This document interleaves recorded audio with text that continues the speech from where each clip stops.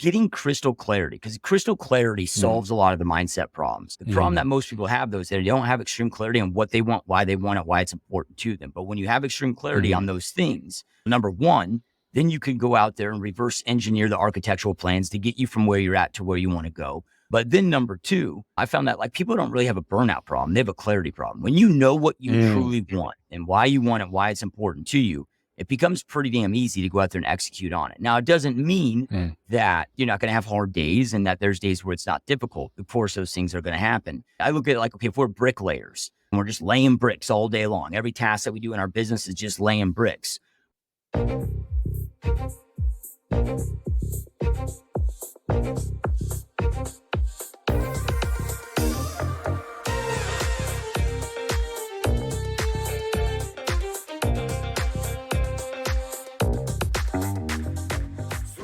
Welcome to Super Entrepreneurs Podcast. I'm your host, Shahid Durrani. Today we have with us Joshua Smith. Joshua started his entrepreneurship journey back in 2005. And today he owns 6 different businesses that are tied to the real estate industry. Welcome to our show, Joshua. Yeah, no, thank you so much for having me. I'm stoked and honored to be here, my friend. Oh, it's my pleasure, my friend. It's great to have you on the show and learn more about the great things that you're doing. Can you explain to us the 6 businesses and how it's tied to real estate? Yeah. I 23 years old. I got into real estate back in 2005. I'd recently dropped out of college, and I knew entrepreneurship was the path for me. My father owned and operated gyms for 30 years, and like growing up, I knew that was the path for me. But at a young age, I didn't want to waste money at college because I very quickly realized that wasn't going to teach me anything.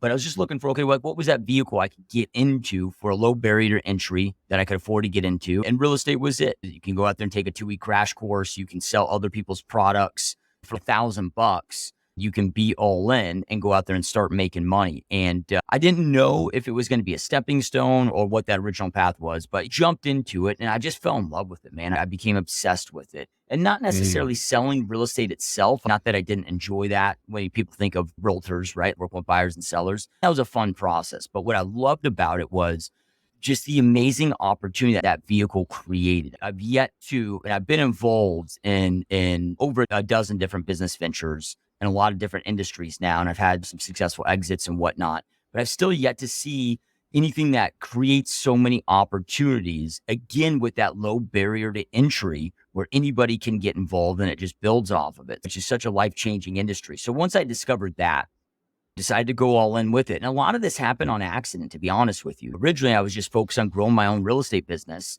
And how I define a business for myself is creating something that allows me to make the money I want to make, but then I can step away from and have it operate and grow without my day-to-day involvement. You didn't want to just be a solopreneur and have a job that, according to IRS, I'm a business owner. But it took me about 10 years to do that, build up my real estate company where I could fully exit or put a CEO in place, do everything where I could fully exit. At that point, I'm still in my early 30s. And I'm like, okay, I went from working 80 hours a week to working, not really working at all. And I'm like, what the hell am I going to do with myself? I'm bored. I knew I didn't want to retire. I'd love to build. I'd love to work. So then from there, I just started assessing. I'm like, what am I going to do? And I was like, okay, I love this. I love real estate. And at that point, I got really good because I had to become a good coach, right? So like meaning for me to build a successful real estate business, I had to get really good at coaching my agents that came and worked for me on how to go out there and create their own successful real estate businesses. So I was like, okay, I love real estate as a vehicle. I just love everything about the industry. I found that hey, I'm really good at this coaching thing. And as I was building my real estate business, I had a lot of success. So it led to a lot of awards, a lot of accolades. I was a 30th top realtor in the United States by the Wall Street Journal. And so I was asked to speak on a lot of stages. And I had a lot of people always reaching out to me for mentorship. And yeah, if they were local, they could join my real estate company, but I had people from all over reaching out. So then I was like, okay, demand's there. I have the expertise. I enjoy it. So I'm like, okay, that's the perfect combination to launch a new business. So then I created a coaching consulting company in the real estate industry, where now I've consulted over 5,000 real estate professionals and helped mentor and coach them all throughout North America. Then though, as I started getting involved in that, then I realized that there was a big need for software that was missing, affordable software for helping. Because you look at a lot of these businesses, okay, they had their POS system and their systems to go out there and run and operate their business on, and just saw a missing gap there for the real estate business, for these real estate professionals to operate their business A to Z, from marketing, branding, to all the back end tracking and follow ups, just robust CRM, transaction management, lead gen, all of that. So then again, I saw a hole in the market, demand, all of those things. So then I started a software company, and then it just kept just building off of there. Then eventually it was like, okay, now we've got a franchising company, and it's just led to just the next business without intention per se. My intention is, man, I want to build as much as I possibly can within this space that I love. But it's just been, I wait to see what that demand is, and see what that looks like. And it's just compounded to where we are. So piggyback on each other wherever you saw a need, where you can help people that you're already serving with something different that can make their life better and more productive and more effective. You jumped on it.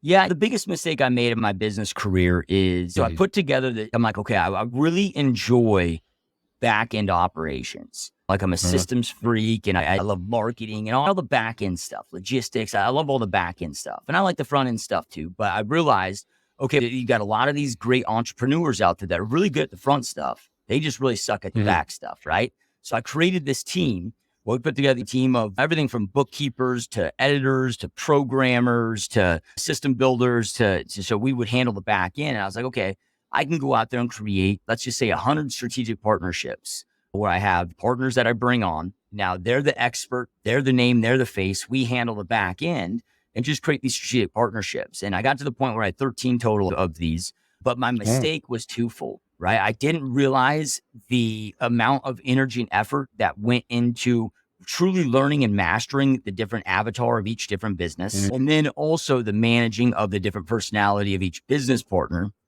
And it ended up becoming this nightmare. And I ended up exiting from 7 of those. And it was lost a couple years of my life. Now, even though some of the exits were fruitful, still the lost opportunities, whatever. So what I learned though from that lesson was, okay, as long as it lives in the same ecosystem, at least for me, I'm like, look, dude, I'm not Elon Musk. I'm not trying to build all these crazy different. So for me, when it lives in that same ecosystem where they all build and complement each other, and it serves that same avatar, then it just makes it that much easier. And that's been the path for me that's really accelerated growth for me. That's awesome. So when you coach your clients, what percentage would you say is mindset? It's a big part of it, man. And that's where we always start, because if they're not open to growth, if they're not open to learning, if they don't have that right mindset, that's where it all begins, dude. That's, if you go into my coaching program, and that's where we spend about the first, because my coaching is a combination of online versus live versus masterminds, all of that.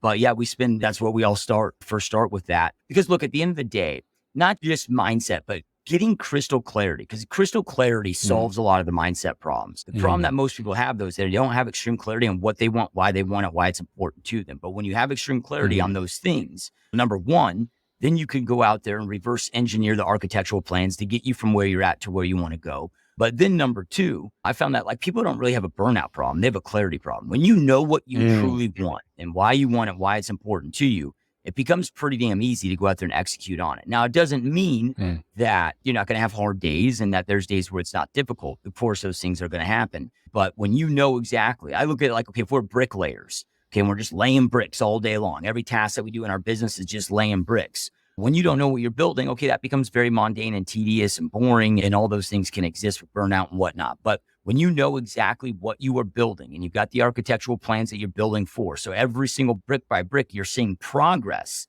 And even though, yeah, it's still hard work, but you're seeing that progress day in and day out, okay, that keeps you going and keeps that excitement going. Yeah, I mean, it's to the extent point where I've even brought in now a mindset peak performance coach who's been my mindset coach for 6 years now into our ecosystem with our coaching clients, just because it's like, when people aren't doing what they know they should be doing and they know how to do it, usually it's something between the ears. It's the knowing doing gap that gets most people, right? And I find it is directly linked, as you mentioned, finding your purpose. What are you waking up for in the morning? What is your why? Why are you doing all this? And once you find that, it just amplifies everything else you do. Even making those improvements, even becoming self-aware, you start doing that because you have found your purpose. Yeah. Yeah. And sometimes we may not have clarity on what it is that we truly want. Like we may not have our Yeah. purpose. Most people don't. Like when my success journey started, I didn't either. Yeah. Me I too. knew what I didn't want. So if you can't figure out what is it, figure out what you don't want. I was sick and tired of being Yeah. broke at that time. My early 20s, I was almost 300 pounds, morbidly obese. I was sick and tired of that. So it's like, okay, I don't want that. Now I didn't know exactly what I wanted my health exact dream body to be or what my health goals were to be. But I'm like, hey, I know I'm sick and tired of being close to 300 pounds and having no energy. So I was like, let me go out there and lose 100 pounds. And so I was sick and tired of being broke. I didn't know how much money would actually make me fulfilled or whatever. But look, if you can't figure out what is that you want, just figure out then what is that you don't want and just start there. Just start making those choices and decisions against what you don't want from that. I think because sometimes I find it to be about 50-50, man, where some people are able to get that clarity in what they want, but then this other percentage almost discourages them and gets them down when they think that, oh, I've got to have this purpose and they can't find it. Then it almost blocks it. It almost hurts them more than it helps them trying to go out there and because it becomes self-destructive. And I'm like, look, dude, like you're going to have areas of your life where you have it. You're going to have areas of your life in periods, seasons of your life where you don't have it. And that shit's going to change all the time. My purpose or my why, if you will, I don't really have a purpose. I have a ton of different whys for each aspect of my life that matters to me, but they've evolved. They've changed. Before I had kids, it was different. Now I have kids and it's always evolving. It's always changing. Basically force negates when we try to get or we try to force and that neediness has a huge reverse effect on what you want to accomplish. It gets in the way. Yeah, that was a wonderful point. When it comes to purpose, that clarity and purpose, I feel it comes from when we start not forcing and becoming more calm in our mind. Because really, I feel that every human being does have a purpose here. Like it is quite incredible that we are here breathing, living, and alive. There's something very special about that. And I feel that once we introduce that calmness in our life, it makes it more clear what we're going after. And once you do find that, it does make a huge difference. Yeah. Yeah. And again, because I'm one that like, I've really struggled with it. Okay. Like you get, I know I'm using Elon Musk as a big example today, but okay. To solve interstellar space travel so we can survive as a future species. Okay. That's a pretty damn awesome purpose, right? For me, it's okay, dude, my purpose for me for life is just growth and expansion.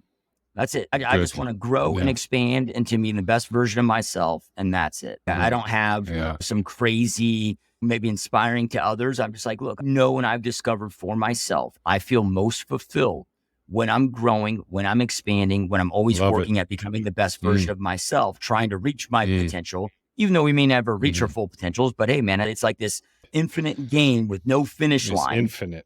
Yeah. So when people ask me like, what's your long-term business goals? I'm like, just to grow. I don't have any plans on stopping. Like I love what I do. Success.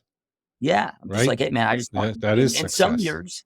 some years in business, that growth might be financially, top line revenue and bottom line revenue. Some years I've had it where it's just, hey man, like revenue is pretty good, but I'm at a point in my life right now where, man, I'm having to grind 80 hours a week to make this revenue. I want to keep the revenue the same, but figure out how to do this in 40 hours a week so I can have a little bit more of a balanced life. Each year can be slightly. So growth can mean different things at different times. But for the times where I found that I'm most depressed is when I'm not growing and expanding, when I'm allowing myself to stay stagnant, when I'm whatever level of success that we've created, we can find ourselves operating in mediocrity in that level of success. And I found for me, at least, that is where I've been most depressed, most down, most unfulfilled.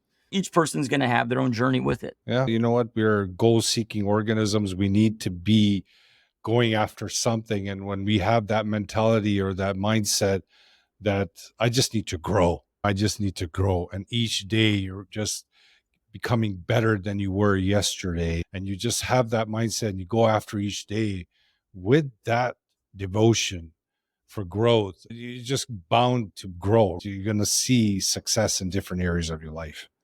Yeah.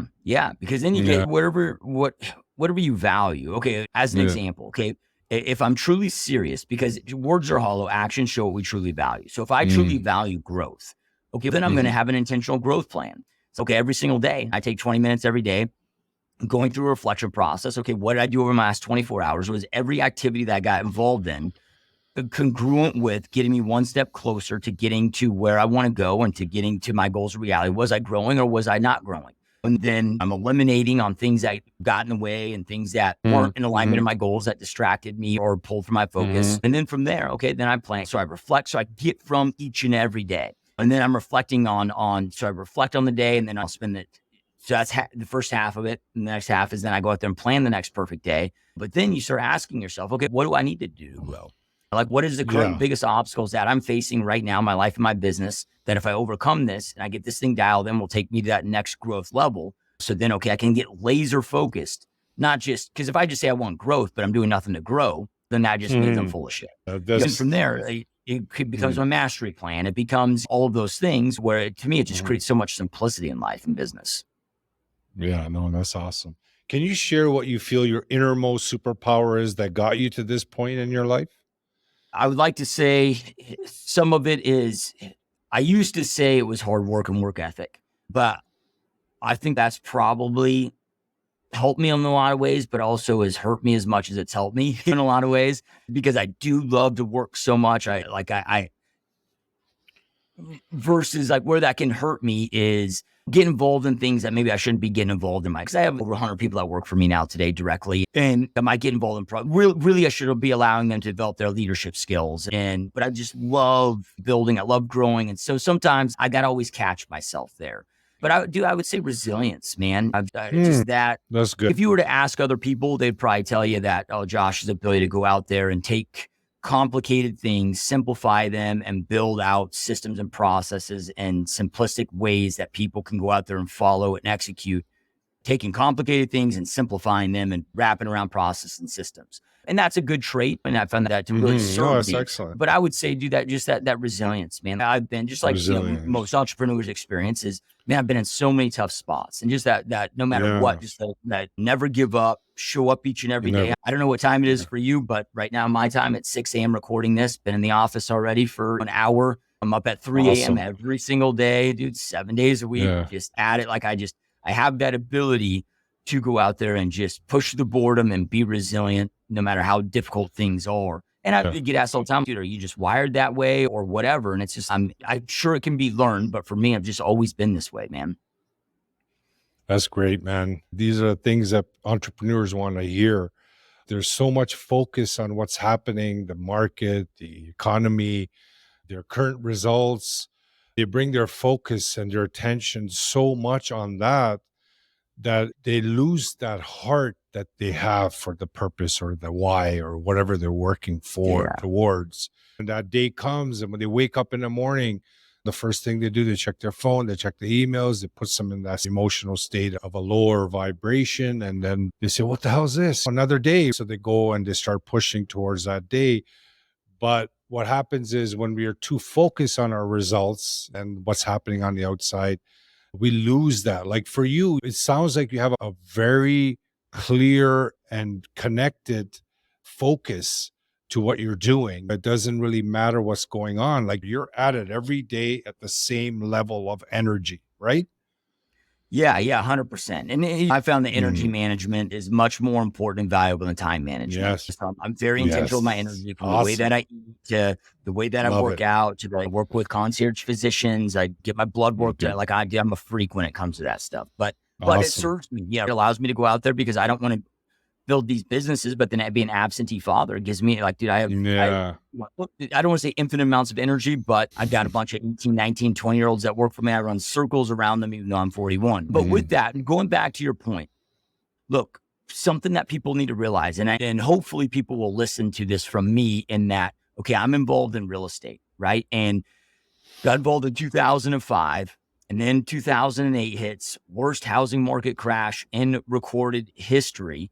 And one thing I learned through that, and I've been through so many different markets, ups and downs, and during the great financial crisis where so many of my competitors were devastated, I just went out there and flourished and thrived, man. And my business has grown and thrived every single year since the year I jumped in. And here's what I discovered through this is success is internal. It is never external. The economy is irrelevant, right? Like you're going to have Love ups, it. down, you're going to have up economies. You're going to have down, like ups, downs. Yes. Like here's what I tell my real estate clients is that there's no such thing as a good market, no such thing as a bad market. The market's always good for somebody. It's our job as real estate professionals to identify whom the market is good for, pivot, adapt accordingly.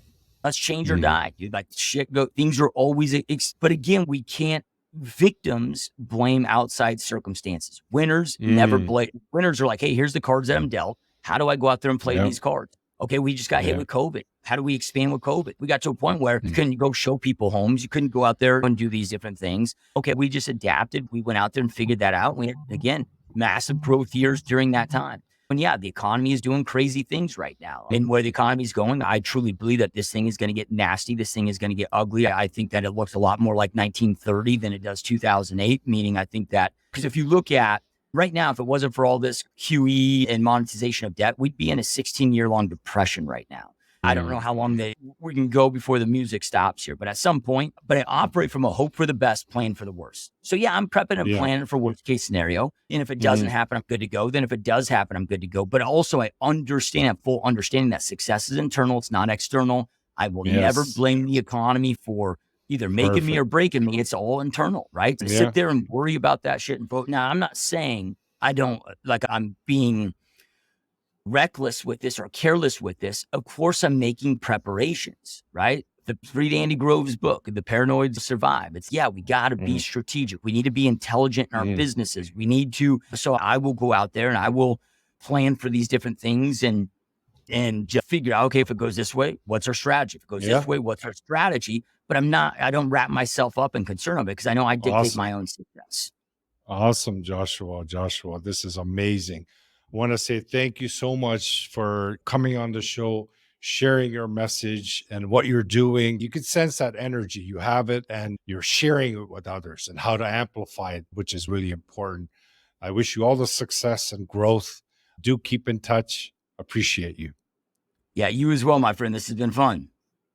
Thank you. Audience, thank you so much for joining us once again. You heard what Josh is saying. The outside in paradigm or way of being, when everything that happens on the outside controls our emotional state. How do you think this body that we have is going to operate? When you're looking at things from the inside and you're always at elevated energy levels, you are amped for that day no matter what. So when you operate from that clarity, you come up with ideas, you pivot, you become more creative, you become more effective and productive. So it was great information Josh shared. Definitely check out his information, his website, get in touch with him. If you're in real estate and you're looking to scale in a big way, you can see that Josh could help you. So definitely get in touch. Appreciate you guys helping us grow, and we'll see you on our next episode.